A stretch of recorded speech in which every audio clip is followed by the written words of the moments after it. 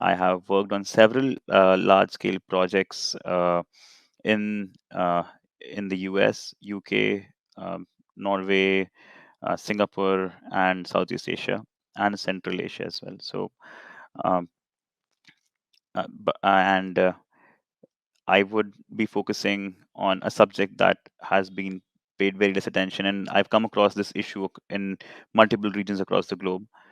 Uh, the issue is that most of the consultants that I've met are primarily using BIM only on large scale or mega projects, and they refrain from using digital processes and are sticking to old conventional 2D and SketchUp processes in most of their mid or small scale projects. Now, I would like to address this issue and why there is this perception and why people are not able to get benefits out of using BIM on mid scale and small scale projects.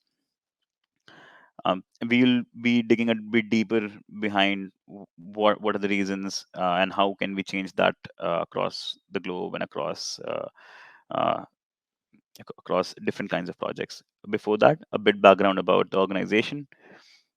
So Galactic Group has 4 offices across the globe in Dubai, India, Norway, and US. We are a quite sizable team with several hundreds of projects completed across the globe, ranging from conventional LOD 200 to 500 experience, 3D, 4D, 5D, 6D, etc., etc. I mean, I'm sure people from the BIM domain already understand this. We have done several mega projects like metro stations, MRT, uh, huge residential and commercial projects. But again, this is not what we're focusing on today. We're going to focus on how can we implement BIM on small scale projects for small developers, for small and mid scale consultants, because let's for example take use case of India. So I was born and brought up in India, and I'll be taking a use case from this region. uh, I mean, of course, construction being $1 trillion industry, more than half the projects, more than 50% of the projects over here are small or mid-scale projects. Of course, there are mega projects, but they're only a select few. For example, in India, there are mega hospitals, hotels, five-star hotels, and uh, airports, MRT transportation infra projects. But then these are a small chunk of the total uh, cash flow happening in the construction industry. Majority of this money is flowing in with smaller developers, consultants working on single residential projects or individual residential units or small scale commercial complexes.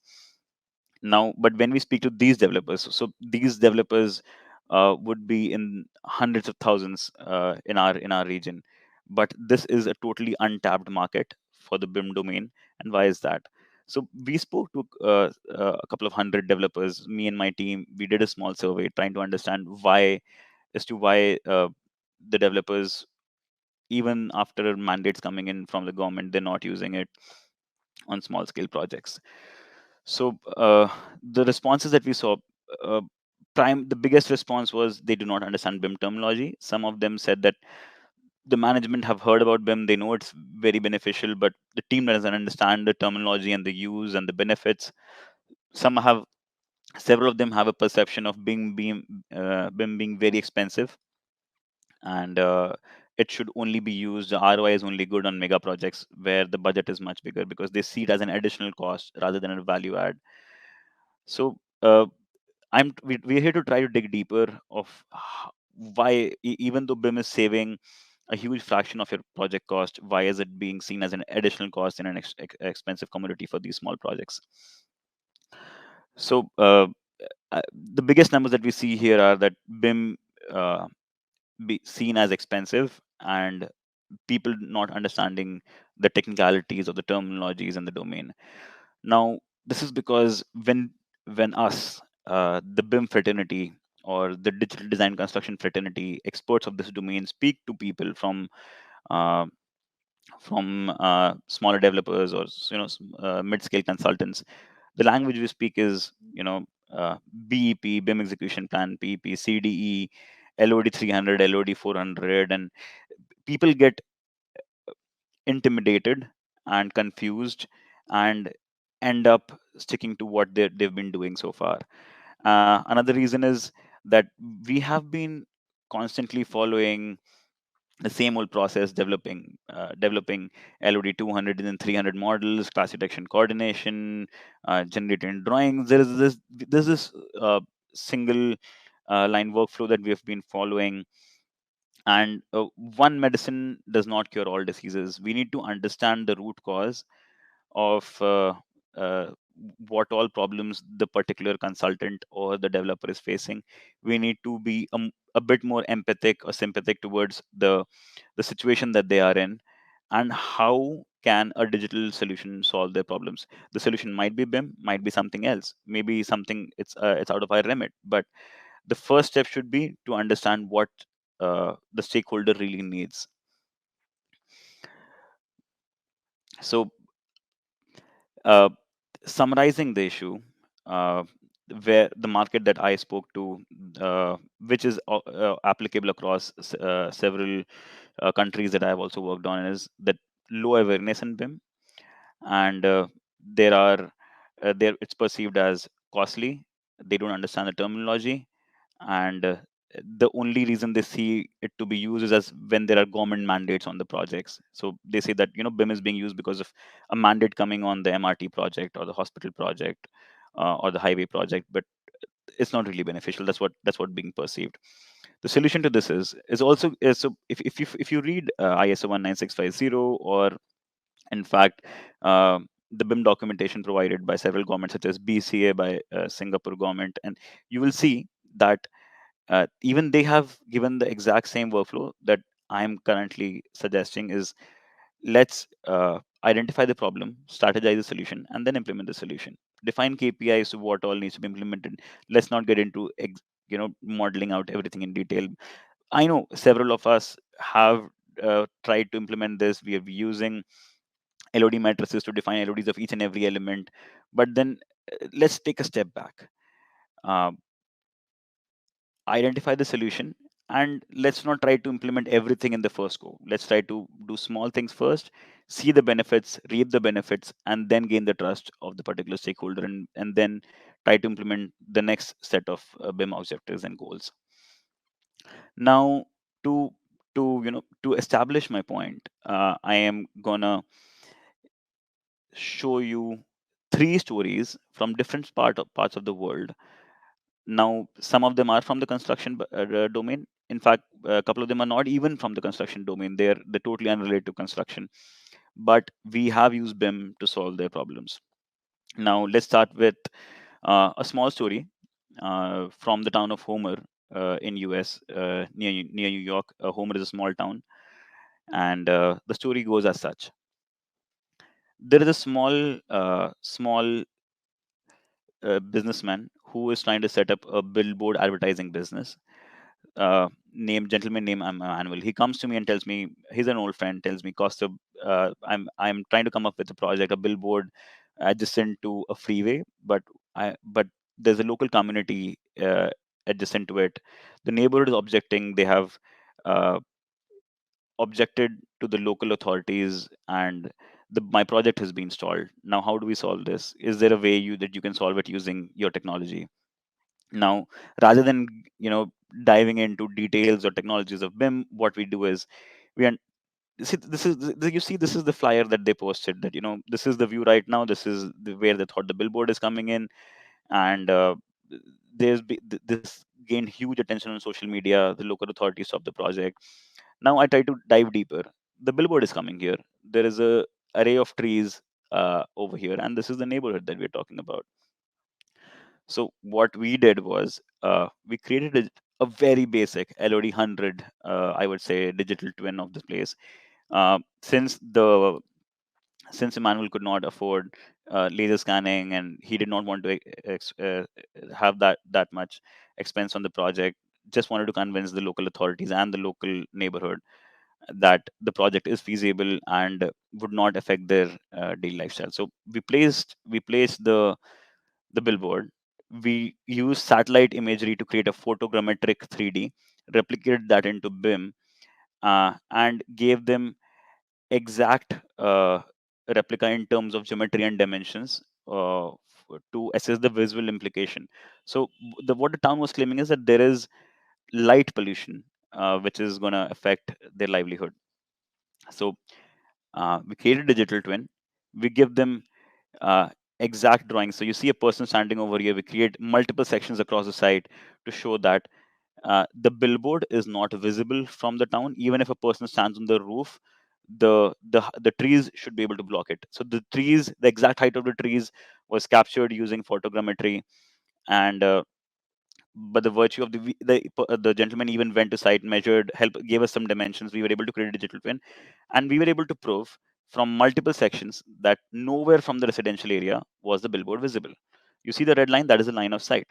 Light traveling in rectilinear uh, propagation does not uh, affect the visual uh, uh, arena of the town. Now, what we also did was we brought it into Unreal Engine and gave them several renders to show that. So if there's a guy walking around the town, this is where the billboard would be, and it's not really visible. We gave this was also used for marketing and for getting an investment for the new business owner. Now, this is a very small guy, not a huge project, a very small project, and we were able to solve his problem with couple of hours of modeling, documentation, and n- this is not even a construction project. So we use BIM to solve a very basic life problem. A second example, uh, Salazar demolition and the Indian Railways. So Indian Railways, one of the biggest railways after the rail network in Russia, a huge rail network, usually demolishes uh, old bridges, and they whenever they change a small gauge to a meter gauge, and Salazar Demolition, being one of the largest demolition contractors in the region, was awarded this contract. But now the difficulty he was facing was whenever he would try to uh, raise the bills. Now this guy is billed on the volume of demolition that he does, and the demolition is not, breaking the whole thing with a wrecking ball. The demolition activity is done in a very organized way where they have to uh, cut the unit into several small concrete pieces, and then the volume is measured, and he's built on the volume of concrete or the surface area of the cuts. Now this would have been very simple if it's a simple straight bridge, or if it's a simple rectilinear geometry. In this case, it was very difficult for him to, every time he would give an estimate, this is the volume, the government would reject it because he had no way to prove that the volume that he is billing is the exact volume that was demolished. So he called us. Now this is not a conventional construction or BIM project. What we did was we scanned. There were several hundreds of these. There were around 200 of these that were needed to be demolished. We scanned each of them. We created a digital replica, and we gave them the surface areas and the cuts. We exactly replicated the cuts that the demolition contractor had made, to give them, to show an apple to apple comparison of the demolition process, and get an exact volume and surface areas to achieve his computation for the billing. We submitted a huge report. Now, all of this is not a conventional BIM scope that we see in our domain, but we were able to solve a very critical problem. And since then, several demolition contractors in this region have never faced billing issues with the Indian government and the Indian Railways. So again, a very small problem. We did not have to sell him a BIM execution plan, LOD 300, 400. Uh, we had to explain him what we're going to do, what the solution is, and how it is technically accurate. Moving on to the third story, a ropeway in Himalayas. So you might have heard of Himalayas. Himalayas are one of the most beautiful mountain ranges in Central Asia, and they cover a huge span starting from Afghanistan, Pakistan, India to Nepal, and further. Now, this was being developed in northern part of India, and you can see the terrain. It's very difficult to do manual surveys over here. In that domain, in that region, the knowledge of BIM is almost negligible. But the the developer who was awarded this project uh, needed a survey to be done. He tried doing manual surveys, but 2D surveys, but it was not enough because there was a huge forest. The slopes were too high, and it was impossible for the gentleman to get an accurate survey done. And the another issue that he was facing was that in these regions, the reason that the ropeway is being developed is for the remote villages to be to have a good transportation, to have a easier and good transportation solution for their daily livelihood. So clearly, it goes without saying that the roads in this region are also not that great.